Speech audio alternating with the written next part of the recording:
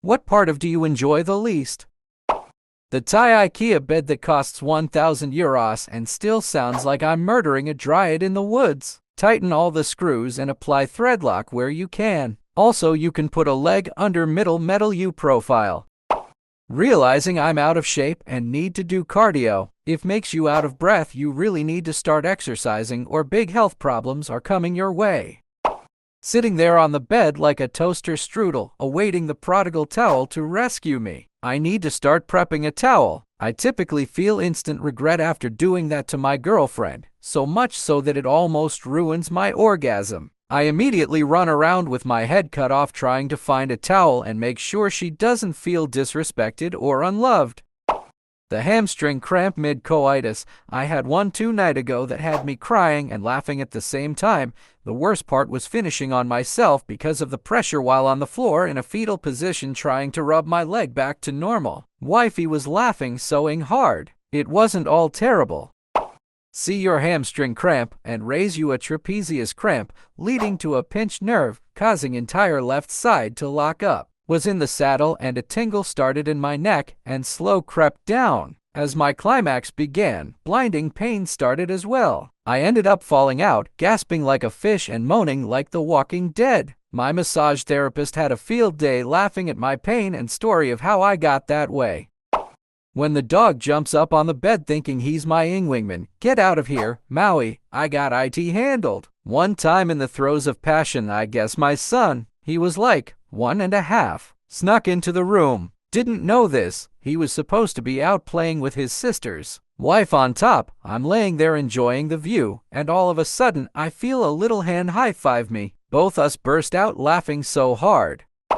An ex had a dog that was a crossbreed that ended up looking like a small golden retriever about 50 pounds. He never ran interference or tried to partake, but occasionally he would sit beside the bed with his chin resting on the edge of the bed and just watch. Occasionally this came in handy as a climax deterrent, but every once in a while he had this look in his eye like he was mentally taking notes. And then one afternoon I had taken him up to a local off-leash park and I watched him try and mount from the side, which was literally something I had done the day before. And I started howling. I got to them and got them separated before any real intimacy had happened. I think I freaked the couple out that owned the female as my giggling was almost uncontrollable. So much so that at one point I wanted to explain the reason for it, but I searched and searched. No matter how hard I tried, I couldn't find the opening sentence. On the way home, I believe I said something along the lines of, "Dude, there's a position named after you, stay in your lane." My husband and I were making out while having, and our dog kept joining in licking us every time we kissed. Or sometimes he would go up to us and smell us as we're doing the deed. Sometimes he'll be interested, sometimes he'll just leave the room. Having to get up and pee after, I just want to lay there in peace. Movies and TV really ruined the illusion of. Young, naive me thought you could just lay around and cuddle after, until I started getting raging UTIs and learned that I had to pee after. It took years before I was actually diagnosed with a bladder condition that essentially causes it to get inflamed after. It's incredibly painful. After, I have to drink a urinary alkalizer and take medication immediately after, and a second dose 12 hours later. It's super romantic. I have an auditory processing issue, so my ears are physically fine, but sometimes gets lost in translation between my ears and my brain. It's worst when there's background noise, loud music. However, it rears its head during a lot too. Hot and heavy grunted, whispered instructions are often lost on me. Unfortunately, I have to ask my partners to either speak up, repeat themselves, or just physically move me where they want me. From the female perspective, it is super awkward and the vibe when you are with a man that thinks he is great at changing positions but isn't. And most men aren't. One time though, years ago, I was with a man that was able to effortlessly do this. Like 4 or 5 positions, and he must have been an acrobat in a previous life. It was spectacular. I still think about it regularly. No idea how many women he must have had before me to have those S's or how much he consumed. Just takes practice. One partner and I were both victims to leg cramps if we held a certain position for too long, so we had practice to change position smoothly. We basically had a flow from missionary to cowgirl to reverse cowgirl to siding to doggy and in reverse. It was just as fun and just extended playtime and to slow down a bit, also to try new things during practice that we'd then use.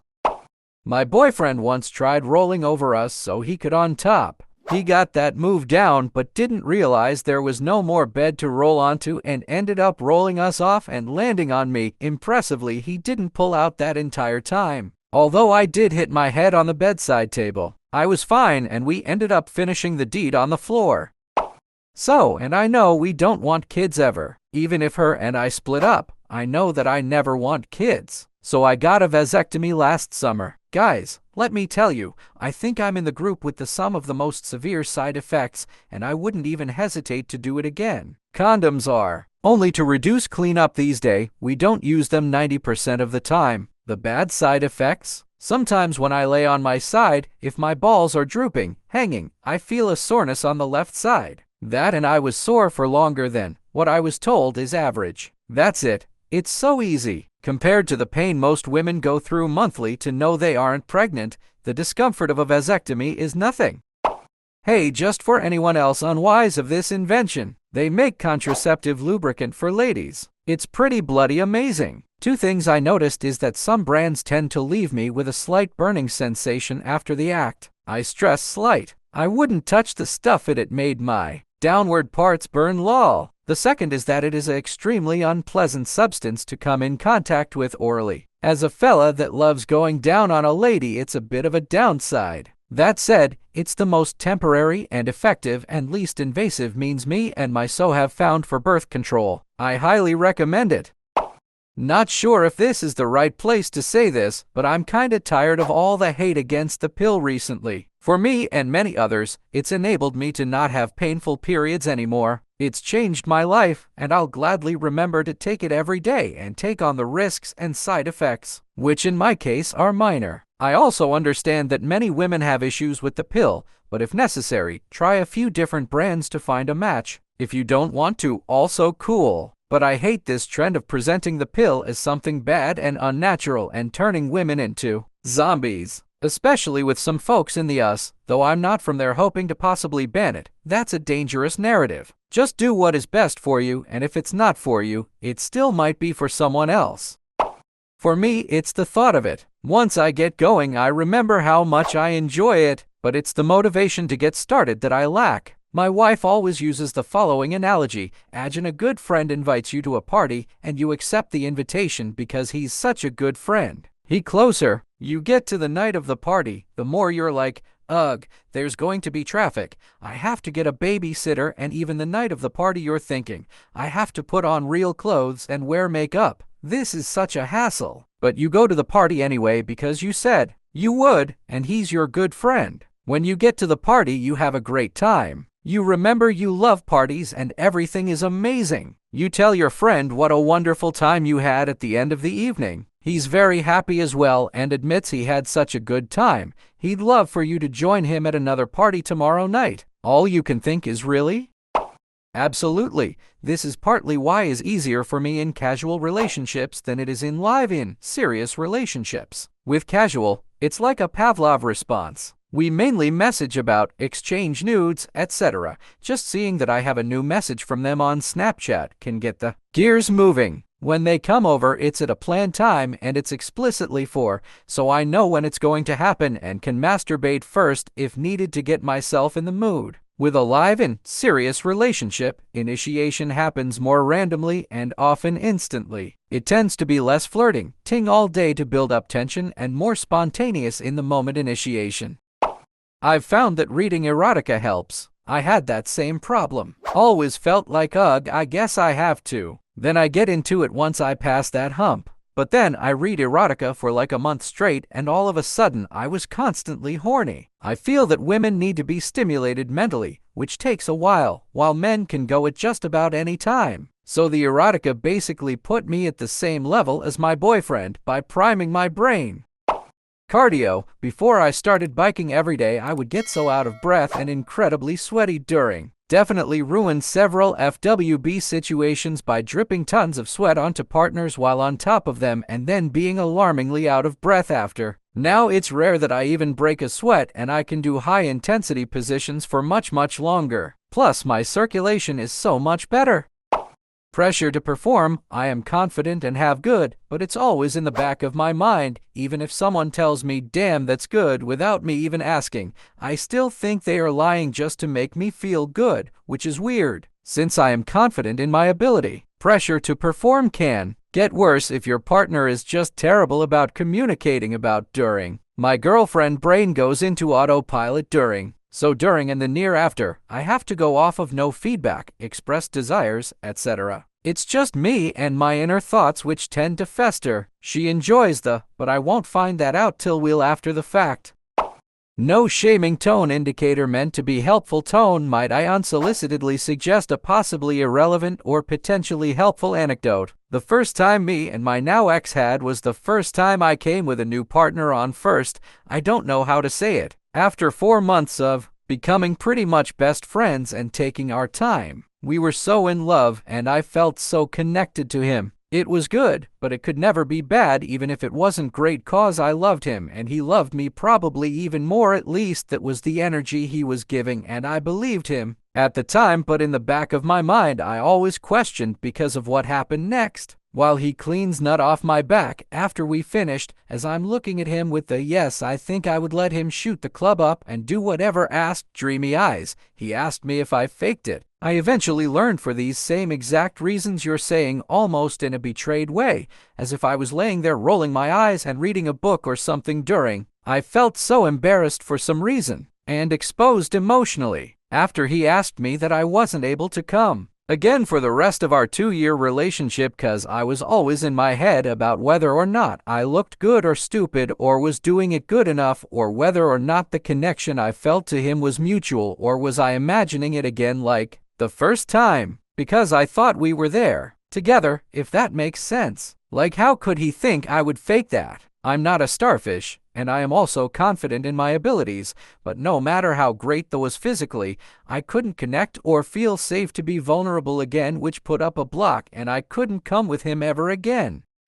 This, when I was young, we just did it and liked it. There was no internet, and so we didn't get exposed to all the education and miseducation about. Some guys I know, no way was it me would jerk off to Victoria's Secret catalogs. That was the hottest thing we would see. So yeah, was simple and good, and our expectations were normalish. My friends tell me about it's escalating all the time. That tea is not good for us in this regard. Now I feel the pressure to perform. It has to be ready, but it better not be too ready. You have to know how and when to be a beast, taking her like a caveman, and then when to be sweet and touch softly. You have to be sensitive, warm and loving, but at the same time muscular, masculine, and physical. Damn. Gay man here, 31 years old. This 100x over. I take antidepressants, so I thought that had something to do with the performance issues I occasionally experience, but that's not the case. I maintain boners like I'm going through puberty again, always popping one randomly. Still, it's always with someone that I experience anxiety or nervousness of not being up to snuff. I've never had anyone tell me anything negative. I've received many praises and compliments on my S's or my in general, but me, if I don't get performance anxiety the moment it comes to, nothing helps either. I start off solid, then I slowly get into my own head about whether my partner is enjoying it, if I'm hard enough, if I last too long, or not long enough, if I'm too gentle or too aggressive, everything. I hate it. I love men and the male anatomy and everything that comes with it, but holy, it's the most frustrating thing. I envy the guys with the casual masculinity and easy confidence, guys who are oblivious to anxiety or performance problems, the ones with freaking granite hard-ons and stamina to go for days or the control to get off immediately. I don't have a solution to remedy it, but from the comments here, I guess, if I did, I'd have to world catered to me. The opposite problem is also kind of a pain. I take Adderall, which makes it difficult to stay hard and to finish. Add alcohol to the mix, plus my tendency to zone out even during, and girls end up asking, what's going on? Because you literally got soft inside of them after going at it for 30 minutes. Now you have to explain that yes, you find them attractive, and no, that wasn't bad. You've just got a couple things in your system that are getting in the way. When it goes on so long that I start to dry up, Then it become a matter of sandpaper versus lube, and I'm not a fan of either. You should always use lube. The guys is like a sponge and soaks up all the lady juices, and then comes friction, a vagina's worst nightmare. You can get water-based lube that lasts way longer than the natural stuff and isn't slimy like oil or silicone-based, and it does eventually get absorbed into the skin, so it doesn't add to the mess to clean up, if any.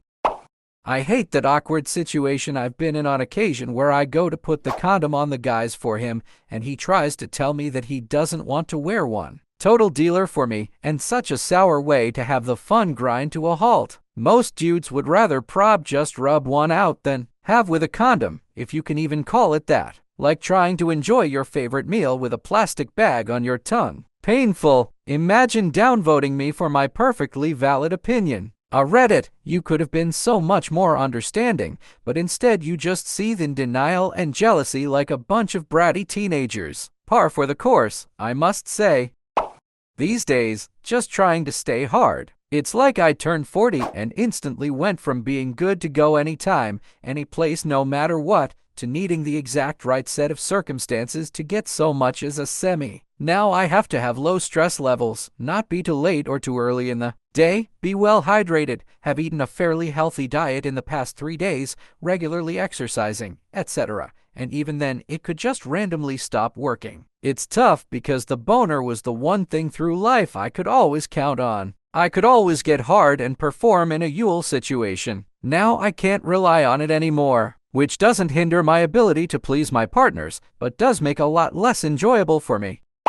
This is very common with guys, even beginning in their early 30s. Most of the guys I've banged in the 35+ range have had issues with their boners, was worrying it was me, but it's come up in convos with my female friends, and we have all had similar experiences. Dear men, life happens, and we get it. It's okay if your boner isn't what it once was. What's hardest on us, the ladies in your life you're trying to bang, is when you won't acknowledge what's going on. If your solution is to simply avoid, it drives us crazy, and we think it's a problem you have with us and that you don't want us anymore or are cheating. If you have anxiety about, please try to open up and discuss it with your partner, because it affects us too. If you can't talk with your partner about even the uncomfortable parts, maybe there's a bigger issue there at the root of the problem. 2 cents. As a woman with ADHD, the struggle to stay focused and present. It's usually very hard for me to stick around mentally, and sometimes that makes it feel almost lonely. I feel this. It's so hard I often find myself having to basically tell myself in my head over and over to stay present. I should be enjoying this, not thinking about that email I didn't send. Oh wait, did I forget to get milk at the grocery store? Oh, I don't have time for that tomorrow. Then I realize, oh wait, I'm not supposed to be thinking about this, I'm supposed to focus on the I'm having. Constant distractions. It's probably the main reason I've never been able to orgasm during. I struggle with this too. I was hooking up with a dude and couldn't get my mind off the poorly done baseboard in his bedroom. That being said, I've found a few things that help me. It may not be to everyone's taste, but I'll throw it out there anyway. Shibari was an absolute game changer. The pressure of ropes coupled with the tactile feeling of them on my skin is grounding for me. If it's something you're interested in trying, do your homework and make sure you trust your partner, but I highly recommend it. Impact play. It doesn't need to be elaborate, but spanking is also grounding, and it becomes something to focus on instead of the random thoughts that like to show up. Pressure. I like having my hips, thighs, whatever grabbed and hard. Again, it all comes to something to make me focus on sensation, not thought. Medication has also helped, but I also understand not everyone wants to be on it or is able to find something that works for them. Personally, it's quieted down the random intrusive thoughts significantly. I'm a guy with ADHD. It takes me forever to finish. I have the opposite problem of most men. I have to try to work on coming faster. I've had women get upset if they had to tap out before I've finished and they've had theirs. I feel terrible because I know it affects their self-esteem, but don't believe me when I say it's me and explain. They think it's excuses. I honestly didn't realize what the issue was until recently. Thanks to Reddit of all things. It makes sense now. It seems fairly obvious how ADHD would affect it, but I never put it together. If there's time constraints, forget about finishing. No chance. I hate it. I'm acutely aware of the seconds ticking away. Overall, though, I've been fortunate to have women who were understanding. Initially, they're sometimes upset, but talking helps. Long term, they do see it's not them and they tended to let it go. A few partners got really weird about it and didn't handle their feelings of rejecting very well at all. They became very short-term partners. Seeing it from my end of things helped me appreciate women's perspective on men asking and getting upset and the domino effect it has down the line. I never did it to them, but I wouldn't have understood quite how damaging it could be. The pressure to have an orgasm. I don't orgasm from PIV, at least not very easily, but I am expected to. If I don't, well, either my partner feels inadequate and I have to console them, or I feel inadequate. My drive is actually very high. It's just not what gets me off. I love even without the orgasm, but in many cases, there's this implied expectation that kinda ruins it for me. This except I don't come from oral or fingering either. It's a horrible feeling when I can tell a guy is so confident in his abilities that he gets visibly frustrated that I'm not coming. I honestly don't even like receiving oral for this reason. It just makes me feel guilty and broken. I wish hetero wasn't so orgasm-centric. I'm a dude and it takes me like an hour or more to reach orgasm during partnered. Been that way since I was 12. 19 years later, still a thing. Trust me. Makes me feel like because as a guy, I'm expected to ejaculate, and my past partners have never been able to get me to climax, so then they feel like they've failed and I'm like this is just the way I was born. It hurts seeing and feeling the "are we done yet? I'm tired" expressions and thoughts from my past partners. Oh, have I mentioned that I also have like no refractory period? I'm a machine. I'm in great shape. I can't help it, and it's awful.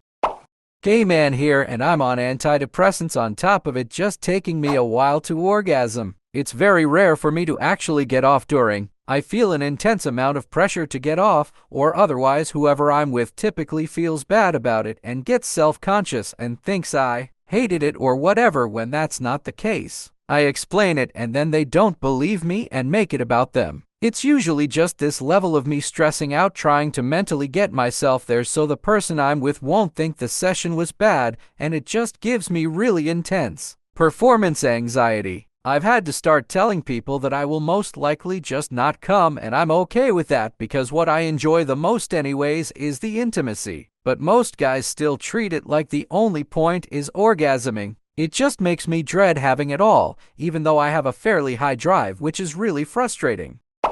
I have this same problem. It's like, trust me girl, I want me to come too, but 99% of the time I just can't, and I've gotten used to it. Please don't be upset or blame yourself because almost nobody else can make me come either, lol. It's only happened with 2 women and I feel like even those were under special circumstances that I wish I could pinpoint to recreate it, but regardless, when it comes to I'm just happy to be there. Finishing would be nice but don't need it. That being said, I feel like a failure if I can't make a girl come, but thankfully that's pretty rare. Most end up appreciating how long I can last, and that since I don't expect to finish anyways, I tend to focus on their experience more.